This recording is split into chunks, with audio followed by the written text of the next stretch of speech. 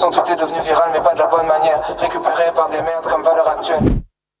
Une situation tendue en Martinique et en Guadeloupe, un journaliste menacé par Yacine Bellatar, des féministes du collectif Némésis violentés lors d'une manifestation féministe, et un trafic de migrants démantelé, voilà le programme de la 65e revue d'actualité.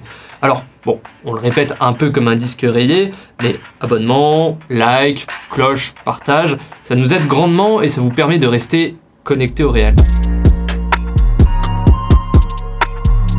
Ouais, du coup, Wilfried, le point international cette semaine, est-ce que tu peux nous en dire un petit peu plus ?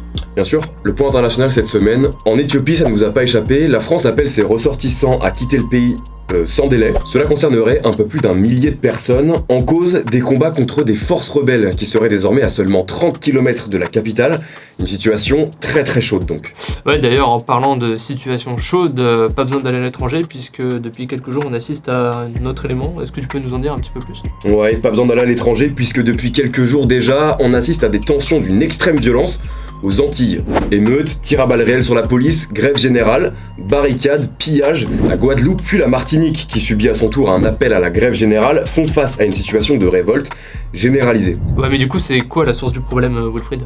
La source du problème, c'est l'obligation vaccinale, qui a en fait été la goutte d'eau pour les Guadeloupéens, mais pas que, car il faut dire que la situation critique de grande pauvreté n'arrange rien. Bon, en gros, le gouvernement a décidé de priver de travail les salariés ne voulant pas se faire vacciner, sauf que cela touche malheureusement des familles fortement précarisées.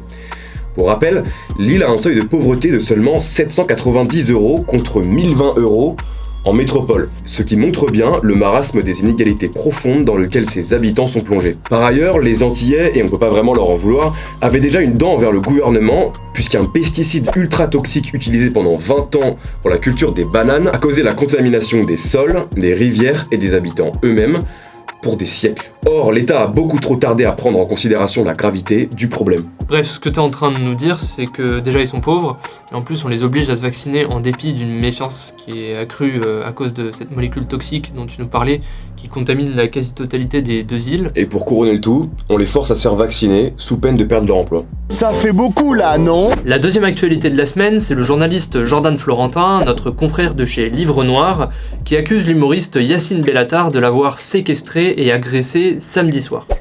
Alors, le journaliste, il venait tourner un reportage sur Yacine Bellatar, dans lequel il posait la question de savoir s'il était ou non une personnalité politique. Après avoir effectué un micro-trottoir devant le théâtre où Yacine Bellatar se représentait, il a, avec son collaborateur, assisté au spectacle. Mais il a assisté à son spectacle sans le filmer. Jordan Florentin dit avoir été reconnu par Bellatar, qui l'aurait retenu pendant 1 heure environ à la fin de son spectacle dans le théâtre du 18e arrondissement de Paris. Il aurait menacé Jordan Florentin en lui disant qu'il serait la prochaine Mila, que tout le 93 le cherche suite à un des reportages de Livre Noir dans les cités, et il aurait d'ailleurs forcé les journalistes de vider leur carte SD. Jordan Florentin confie avoir subi une violence psychologique inouïe.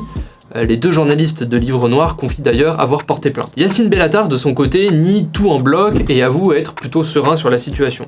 Il y aurait selon lui une 50aine de témoins, là où Jordan Florentin évoque plutôt une 15aine, et des caméras de sécurité qui iraient toujours selon lui vers sa version des faits. Il évoque que les journalistes se seraient fait passer pour des journalistes de Brut et Combini, là où justement les journalistes de Livre Noir répondent au fait qu'ils parlent des formats type Brut et Combini dans les vidéos qu'ils produisent, mais qui n'hésitent pas à dire qu'ils sont Livre Noir, et pour ça il suffit de regarder la bonnette de leur micro. Yacine Bellatar a aussi fait des parallèles plus que douteux sur le plateau de TPMP dans lequel il était invité lundi soir. Bon, le classique culpabilité par association. Pour finir, il dit être choqué que des racistes soient venus le piéger et invite les médias Brut et Combini à se joindre à lui. Le mot de la fin viendra suite aux enquêtes qui donneront le ton sur cette affaire. L'on sait déjà par Jordan Florentin que la police a pu saisir des images de caméras de surveillance. Avant d'attaquer la 3e actualité, on vous rappelle que vous bénéficiez des frais de port offerts pour tout achat sur le site des éditions Vox Gallia avec le code VA+. Le lien est dans la description. La 3e actualité de la semaine, ce sont les militantes du collectif Némésis qui ont été agressées lors de la marche féministe Nous Toutes qui avait lieu samedi dernier à Paris. Pour rappel, le collectif Némésis, ce sont des féministes qui se disent anticonformistes, patriotes ou encore identitaires. Encore une fois, il y a 2 versions des faits. Alors la première version, elle nous est relayée par un journaliste du Huffington Post, Pierre Tremblay. Il montre dans un premier temps le collectif Némésis déployer une banderole devant la marche, et d'ailleurs la réaction ne se fait pas attendre, on entend clairement les manifestants criaient « cassez-vous ». On les voit également défendus par plusieurs personnes qui les accompagnent dans cet extrait. Dans une deuxième vidéo, on voit clairement des heurts entre des manifestations de la marche Nous Toutes et des hommes accompagnant le collectif Nemesis qui attaquent ces personnes-là avec des barres de fer et autres outils. Mais là intervient une deuxième version. Le collectif Nemesis dit avoir été d'abord agressé par des antifas, version qui est plutôt appuyé d'ailleurs par une vidéo plus longue, un extrait qui montre, cette fois sans coupure, des heurts qui semblent avoir été initiés effectivement par les antifas. Sans la magie du montage, les faits prennent quand même une tournure un petit peu différente. Et vous, qu'est-ce que vous en pensez? N'hésitez pas à nous le dire en commentaire. La quatrième et dernière actualité de la semaine, c'est le démantèlement d'un réseau criminel de passeurs vers Calais.